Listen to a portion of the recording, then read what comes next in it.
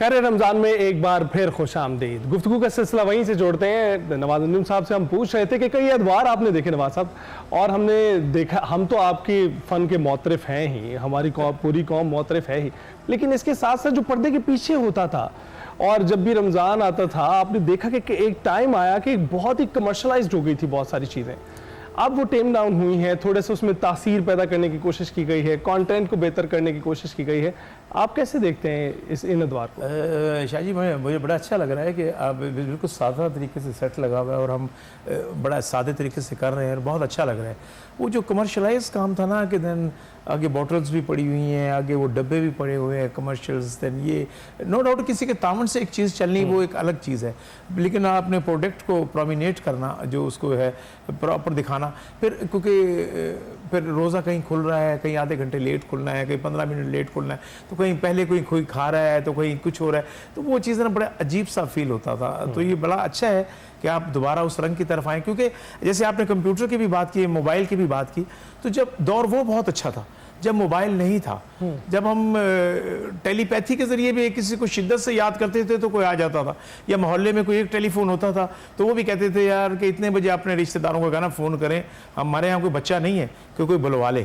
तो अब तो मोबाइल ने ऐसा कर दिया कि आप कोई खाना खा रहे हैं तो वो भी आप उसकी तस्वीर लगा रहे हैं कि हर चीज़ नजराई गई, कि जिसकी वजह से घर से बरकत उड़ गई। यानी आपसे पहले कैमरा खाता है आपका खाना? जी सर, मैं कहता हूँ कि बरकत उड़ गई घर से। हाँ। पहले एक पाव गोश्त पकता था, मेरे असातिज़ा सब बैठे हुए बड़े बड़े लोग बैठे हुए मेरी बात का ये तईद करेंगे कि पहले एक पाव गोश्त पकता था ना तो सबको बोटी भी जाती थी, आलू भी जाता था, रोटी भी जाती थी।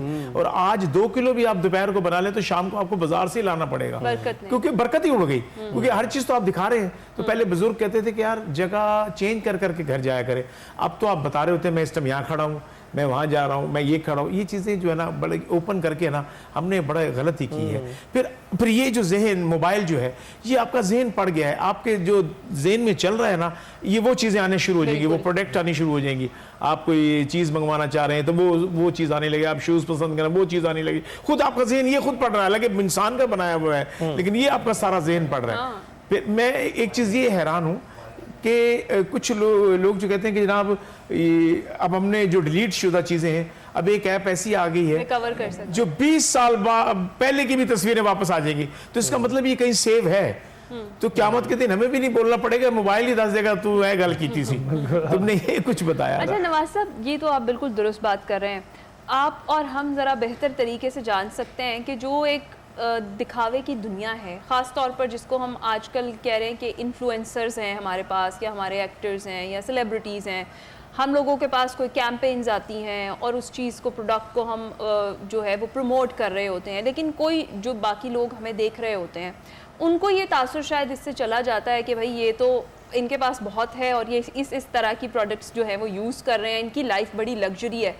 तो उनके लिए आप क्या कहेंगे कि ये सिर्फ जो सोशल मीडिया की ज़िंदगी है ये धोखे की, ये एक धोखे की चमक दमक है ये, और इसके अलावा कुछ नहीं है। तो बहुत सारे लोग उससे देखकर अपनी लाइफ का कंपैरिजन स्टार्ट कर देते हैं, तो कहीं ना कहीं इसमें हम सब भी रिस्पॉन्सिबल तो हैं इस सारी चीज़ के अंदर। असल में कसूर ना इस हमारा सफ़ेदपोश आदमी गया है, वो जो बच्चा है जो सब कुछ देखता है, वो ख्वाहिश है उसकी कि हमारे घर में भी AC हो, हमारे घर में भी फ्रिज हो, हमारे घर में भी ये चीज़ आए, ये चीज़ आए। तो बाप वो जो बेचारा एक जो दिन में 3-3 4-4 काम कर रहा है उसको बड़ी एफर्ट करनी पड़ेगी, बड़ी मेहनत करनी पड़ेगी सिर्फ अपने बच्चों की चीज़ पूरी करनी। वरना हमारा जो दौर था तो ईद का एक ही सूट बनता था, वो भी वालिदैन जो गरीब होते थे तो वो स्कूल की यूनिफॉर्म ही बना देते थे कि चलो ईदों भी पालेगा, बाच्चे भी पालेगा।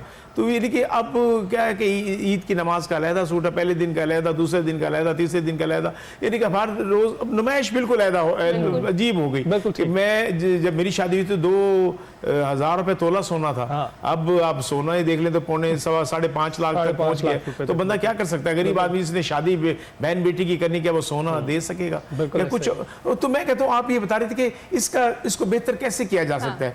देखिए मैं समझता हूँ कि मुझे एक दिन अच्छा लगा, मेरी छोटी बहू है ना, बच्चा तो नहीं कहता कि मुझे क्या चीज़ दिखाओ, कि मुझे कार्टून दिखाएं या मुझे कुछ दिखाएं। तो मेरी छोटी बहू ने उसे अल्लाह के 99 नाम लगा के दिए हुए थे बच्ची को, तो इसका हम बेहतरीन इस्तेमाल भी कर सकते हैं।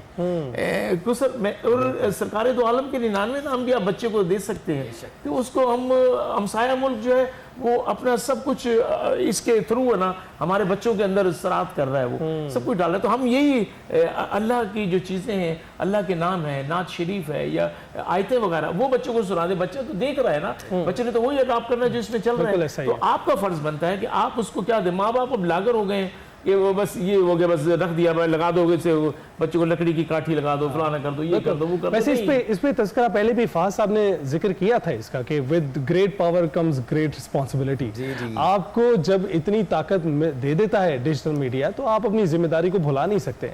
तो हम अपने उलमा को तो एक जानिब रखते हैं, जो दीगर इन्फ्लुएंसर जिनका जिक्र किया अभी हिना ने, उन पर भी कहीं ना कहीं जिम्मेदारी आयद होती है, क्योंकि हम देखते हैं कि अब जो इजाफी पैसे वो दिखाने की कोशिश करते हैं वो फिलैंथ्रोपी के जरिए नहीं दिखाते हैं, बल्कि उनको गाड़ियों के जरिए, उनको घरों के जरिए दिखा रहे होते हैं, ऐसी चीज़ों के जरिए जिससे आपको एहसास कमतरी पैदा हो। एब्सोल्युटली। तो उसके बारे में आप क्या कहें? नहीं, देखें, मैंने उलमा को जो थोड़ी सी क्रिटिक की, उसकी वजह ये है कि वो दीन से जुड़े हुए हैं, उनसे हमारी एक्सपेक्टेशन और तवक्को बहुत ज़्यादा है। आम इंसानों से, आर्टिस्ट हैं, हमारे शोबिस के लोग हैं, दीगर लोग हैं, हम तो मान रहे हैं कि हमारे अंदर कमियां हैं। हम तो अपने आप को बतौर रोल मॉडल्स प्रेजेंट नहीं कर रहे ना। एक इन्फ्लुएंसर है, एक टिकटॉकर है, वो कब कह रहा है कि मैं कोई दीन का रोल मॉडल हूँ? तो वो तो बेचारा पहले ही बता रहा है कि मैं आम इंसान हूँ, अपनी रोटी रोजी के लिए ये सारे काम कर रहा हूँ।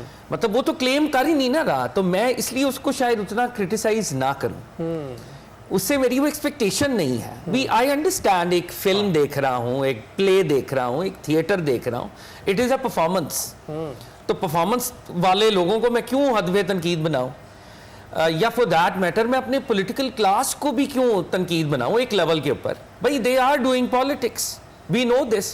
पॉलिटिक्स पूरी दुनिया में मैकियावेलियन पॉलिटिक्स है ना, लेकिन मैं अपने मजहबी तबके से तो मेरी एक्सपेक्टेशन थी ना, आप जिस फिक को फॉलो कर रहे हैं उसमें कोई खुशबू तो आए।